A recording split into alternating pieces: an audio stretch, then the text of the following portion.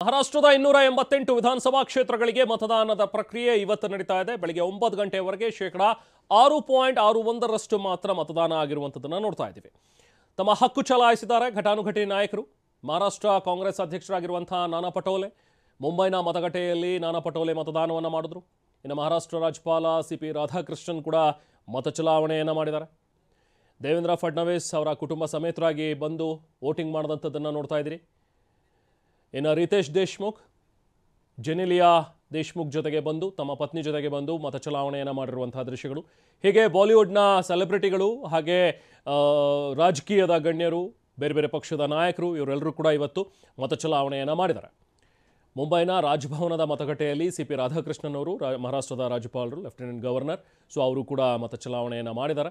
ಇನ್ನು ಅಜಿತ್ ಪವಾರ್ ಅವರನ್ನು ನೋಡ್ತಾ ಇದ್ದೀವಿ. ಅಜಿತ್ ಪವಾರ್ ಅವರು ಕೂಡ ಮತ ಚಲಾವಣೆಯನ್ನು ಮಾಡಿರುವಂಥ ಒಂದು ದೃಶ್ಯಗಳು. ಅದಾದ ನಂತರ ಮಾಧ್ಯಮಗಳ ಮುಂದೆ ಕಾಣಿಸ್ಕೊಂಡಂಥ ಅಜಿತ್ ಪವಾರ್ ಅವರು ಮಹಾರಾಷ್ಟ್ರದ ರಾಜ್ಯಪಾಲರು ಕೂಡ ಈಗಾಗಲೇ ಮತ ಚಲಾವಣೆ ಮಾಡಿ ಹೋಗಿದ್ದಾರೆ. ಹಾಗೆ ಸುಪ್ರಿಯಾ ಸುಳೆ ಅವರು ಕೂಡ ಇವತ್ತು ಮತದಾನದ ಪ್ರಕ್ರಿಯೆಯಲ್ಲಿ ಭಾಗಿಯಾದರು. ಇನ್ನು ಇವರನ್ನೆಲ್ಲ ಹೊರತುಪಡಿಸಿ ಸೆಲೆಬ್ರಿಟಿಗಳು ಮಾಜಿ ಕ್ರಿಕೆಟರ್ಗಳು ಅವರೆಲ್ಲರೂ ಕೂಡ ಇವತ್ತು ಬಂದು ಮತ ಚಲಾವಣೆಯನ್ನು ಮಾಡಿದ್ದಾರೆ. ಕ್ರಿಕೆಟರ್ ಸಚಿನ್ ತೆಂಡೂಲ್ಕರ್ ಇವತ್ತು ಕುಟುಂಬ ಸಮೇತರಾಗಿ ಬಂದಿದ್ದರು. ಅವರು ಕೂಡ ಬಂದು ಮತ ಚಲಾವಣೆಯನ್ನು ಮಾಡಿದ್ದಾರೆ. ನೋಡಿಯಲ್ಲಿ ಸಚಿನ್ ತೆಂಡೂಲ್ಕರ್, ಅವರ ಪತ್ನಿ ಅಂಜಲಿ ತೆಂಡೂಲ್ಕರ್ ಜೊತೆಗೆ ಅವರ ಮಗಳು ಸಾರಾ ತೆಂಡೂಲ್ಕರ್. ಮೂರು ಜನ ಇವತ್ತು ತಮ್ಮ ಮತ ಚಲಾವಣೆಯನ್ನು ಮಾಡಿದ್ದಾರೆ. ಕುಟುಂಬ ಸಮೇತರಾಗಿ ಆಗಮಿಸಿ ಮತದಾನವನ್ನು ಮಾಡಿದ್ರು.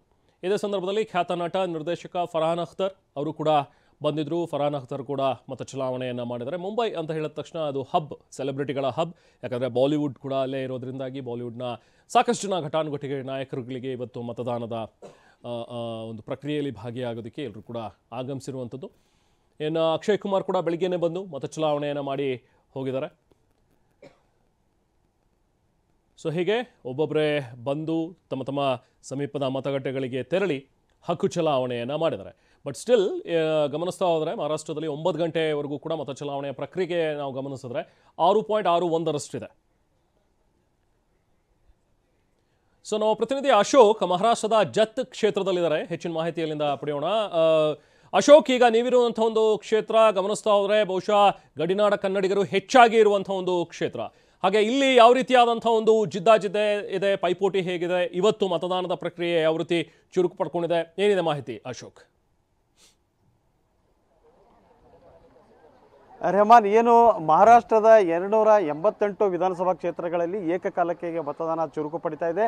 ಈಗ ಇಲ್ಲಿವರೆಗೂ ಅಂದರೆ ಸುಮಾರು 11 ಗಂಟೆವರೆಗೂ ಶೇಕಡಾ 11ರಷ್ಟು ಮತದಾನ ಆಗಿದೆ ಅನ್ನೋ ಒಂದು ಮಾಹಿತಿ ಟಿವಿ ನನಗೆ ಲಭ್ಯವಾಗಿದೆ. ಸದ್ಯ ನಾವು ಮಹಾರಾಷ್ಟ್ರದ ಸಾಂಗ್ಲಿ ಜಿಲ್ಲೆಯ ಜತ್ ವಿಧಾನಸಭಾ ಕ್ಷೇತ್ರದಲ್ಲಿದ್ದೀವಿ. ಸದ್ಯ ಏನು ಸುಕ್ಷೇತ್ರ ದಾನಮ್ಮ ದೇವಿಯ ಕ್ಷೇತ್ರ, ಇದು ಗುಡ್ಡಾಪುರ. ಈ ಗುಡ್ಡಾಪುರದಲ್ಲಿದ್ದೀನಿ. ಇಲ್ಲಿ ಕೂಡ ಬೆಳ್ಳಂಬೆಳಿಗ್ಗೆ ಮತದಾರರು ಒಂದು ಚುರುಕಿನಿಂದಲೇ ಬೆಳಗ್ಗೆ ಉತ್ಸಾಹದಿಂದಲೇ ಬಂದು ತಮ್ಮ ಹಕ್ಕನ್ನು ಚಲಾಯಿಸ್ತಾ ಇದ್ದಾರೆ. ಇಲ್ಲಿ ನೇರ ಸ್ಪರ್ಧೆ ಏರ್ಪಟ್ಟಿದ್ದು BJP ಹಾಗೂ ಇತರ ಪಕ್ಷಗಳ ಏನು ಮಹಾಯುತಿ ಏನು ಮೈತ್ರಿಕೂಟ ಇದೆ ಅದರದ್ದು, ಮತ್ತು ಕಾಂಗ್ರೆಸ್ ಮತ್ತು ಮೈತ್ರಿಕೂಟ ವಿಕಾಸ್ ಮಹಾಗಾಡಿ ಏನಿದೆ ಅದರದ್ದು ಮೈತ್ರಿಕೂಟದ ಅಭ್ಯರ್ಥಿಯ ಮಧ್ಯೆ ತೀವ್ರ ಹಣಾಹಣಿ ಏರ್ಪಟ್ಟಿದೆ. ಇಲ್ಲಿ ಹಾಲಿ ಶಾಸಕ ವಿಕ್ರಮ್ ಸಾವಂತ್ ಹಾಗೂ BJPಯ ಗೋಪಿಚಂದ್ ಅನ್ನುವ ಒಂದು ಅಭ್ಯರ್ಥಿಯ ಮಧ್ಯೆ ನೇರ ಹಣಾಹಣಿ ಇಲ್ಲಿ ಏರ್ಪಟ್ಟಿದೆ ಅಂತಾನೆ ತಿಳಿದು ಬರ್ತಾ ಇದೆ. ಸದ್ಯ ನಾವು ಇಲ್ಲಿ ಜನರನ್ನು ಮಾತಾಡಿಸ್ತೀವಿ. ಮುಖ್ಯವಾಗಿ ಗಡಿನಾಡು ಭಾಗ ಇದು. ಗಡಿನಾಡ ಕನ್ನಡಿಗರೇ ಹೆಚ್ಚಾಗಿ ವಾಸ ಮಾಡುವ ಒಂದು ಪ್ರದೇಶ ಇದು. ಇಲ್ಲಿ ಜನರು ಏನೆಲ್ಲ ತಮ್ಮ ಪ್ರತಿನಿಧಿನ ಆಯ್ಕೆಯಾಗಿ ಉತ್ಸಾಹದಿಂದ ಭಾಗಿಯಾಗೋದ್ರ ಮೂಲಕ ಏನೆಲ್ಲ ನಿರೀಕ್ಷೆಗಳನ್ನ ಇಟ್ಕೊಂಡಿದ್ದಾರೆ, ಮತ್ತು ಬರುವ ಸರ್ಕಾರ ಇಲ್ಲಿ ಏನೆಲ್ಲ ಕೆಲಸ ಕಾರ್ಯಗಳನ್ನು ಮಾಡಬೇಕನ್ನೋ ಒಂದು ಬಯಕೆಗಳನ್ನು ಇಟ್ಕೊಂಡಿದ್ದಾರೆ ಅನ್ನೋದನ್ನು ಇಲ್ಲಿಯ ಜನರ ಬಳಿ ನಾವು ಮಾತಾಡಿಸ್ತೀವಿ. ಏನೆಲ್ಲ ನಿಮ್ಮ ಬೇಡಿಕೆ ಇದೆ? ಇಲ್ಲಿ ನಮ್ಮದು ದೇವಸ್ಥಾನ ಮಹಾರಾಷ್ಟ್ರದಾಗ ಇದ್ದ ಕಾರಣ ಕರ್ನಾಟಕ ಭಕ್ತರು ಬರೋದು ಜನ ಹೆಚ್ಚಿರ್ತದೆ. ಆದರೆ ಇಲ್ಲಿ ಕರ್ನಾಟಕ ಭಕ್ತರು ಬಂದವರಿಗೆ ವ್ಯವಸ್ಥೆ, ಹೋಳಿಗೆ ನೈವೇದ್ಯ, ಮತ್ತಿದಾರ ಉಣಿಸೋ ಪದ್ಧತಿ ಜರ ಹೆಚ್ಚಿರುತ್ತದೆ. ಆ ಕಾರಣ ಇಲ್ಲಿ ರೂಮ್ಗಳು ಹಾಗಂತೆ ಕರ್ನಾಟಕದ ಬೌಂಡ್ರಿ ಮೇಲೆ ಇದ್ದ ಕಾರಣ ಈ ರೋಡ್ಗಳು ಬಹಳ ತೊಂದರೆ ಇರ್ತವೆ. ಆ ರೋಡ್ಗಳೊಂದು ದುರಸ್ತಿ ಆಗಬೇಕು. ಅದು ನೀರಿಂದು ಒಂದು ಸಮಸ್ಯೆ ಇದೆ. ಇಲ್ಲಿ ಯಾವುದು ಬಾಯಿದಿಂದ ನೀರು ಬರ್ತಿರ್ತವೆ, ಯಾವ ಹೊಳಿ ಕ್ಯಾನಲ್ಲ ಯಾವ ನೀರು ಇಲ್ಲ. ಆ ಕಾರಣ ನೀರಿಂದ ಒಂದು ಸಮಸ್ಯೆ ಇಲ್ಲಿ ಬೇಕಾಗಿದೆ. ಇಲ್ಲಿವರೆಗೂ ಹಲವಾರು ರಾಜಕೀಯ ಪಕ್ಷಗಳು ಮಹಾರಾಷ್ಟ್ರದ ಆಡಳಿತ ನಡೆಸುವ ಮಹಾರಾಷ್ಟ್ರದಲ್ಲಿ ಯಾವುದು ಕೆಲಸ ಮಾಡಿಲ್ಲ ಅಂತೀರಿ? ಇಲ್ಲಿ ಯಾವುದು ಇನ್ನು ಕರ್ನಾಟಕದ ಸರ್ಕಾರದಿಂದ ಬೌಂಡ್ರಿ ಮೇಲೆ ಇದ್ದ ಕಾರಣ ಯಾವ ಸರ್ಕಾರ ಇನ್ನು ನೀರಿಂದ ಸಮಸ್ಯೆ ಇನ್ನು ಮಾಡಿಲ್ಲ. ಈ ಸಲ ಮಾಡ್ತಿಂತ ಆಶ್ವಾಸನೆ ಕೊಟ್ಟಿದ್ದಾರೆ. ಆದರೆ ಈ ಸಲ ಮಾಡ್ತಾರೆ, ನೋಡಬೇಕಾಗಿದೆ. ದೇವಸ್ಥಾನಕ್ಕೆ ಭಕ್ತರ ಜನ ಬರುವುದರಿಂದ ಹೆಚ್ಚು ಕಾರಣ. ಆಮೇಲೆ ಈ ಸದ್ಯಕ್ಕೆ ಇರೋದು ಮುಂದೆ ಈ ನಾಳೆ 31ಕ್ಕೆ 30 ತಾರೀಕಿಗೆ ಜಾತ್ರೆ ಇರ್ತದೆ. ಒಂದು 5-6 ಲಕ್ಷ ಜನ ಕೊಡ್ತಾರೆ. ಆ ಜನಕ್ಕೆ ಎಲ್ಲ ನೀರಿನ ಸಮಸ್ಯೆ, ಸಂಡಾಸು, ಹಂಗೆ ರೋಡು, ಮಂದಿ ನಡ್ಕೋತು ಜನ ಹೆಚ್ಚು ಬರ್ತಿರ್ತಾರೆ ಕರ್ನಾಟಕದಿಂದ. ಎಲ್ಲ ಅನುಕೂಲ ಮಾಡಬೇಕಾಗಿ ಮನವಿ. ಇದು ಇವರು ಮತ್ತೊರವನ್ನು ಮಾತಾಡಿಸ್ತೀವಿ. ನಿಮ್ಮ ಬೇಡಿಕೆ ಏನಿದೆ? ನಮ್ಮ ಬೇಡಿಕೆ ಏನಿಲ್ಲ, ಈಗ ನೀರಾವರಿ ಯೋಜನೆ ಅಂತೂ ಈಗ ಮಾಡಿದೆ. ಆಲ್ರೆಡಿ ನಮ್ಮಲ್ಲಿ BJP ಸರ್ಕಾರದವರು 2,000 ಕೋಟಿ ರೂಪಾಯಿ ನಮ್ಮ BJP ಫಡ್ನವೀಸ್ ಅವರ ಸರ್ಕಾರದವರು ಆಲ್ರೆಡಿ ಮಾಡಿದ್ದಾರೆ. ಮತ್ತು ಈ ಬರೋ ಸರ್ಕಾರದವರು ಆಶ್ವಾಸನೆ ಕೊಟ್ಟಿದ್ದಾರೆ.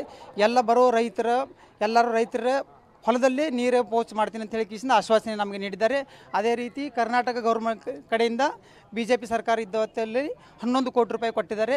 ಅದೇ ರೀತಿ ನಮ್ಮ ಈಗಿನ ಆಮದಾರ್ ಅವರು ಚುನಾವಣೆ ನಡೀತಾ ಇದ್ದಾರೆ, 5 ಕೋಟಿ ರೂಪಾಯಿ ನಿಧಿಯನ್ನು ಕೊಟ್ಟಿದ್ದಾರೆ.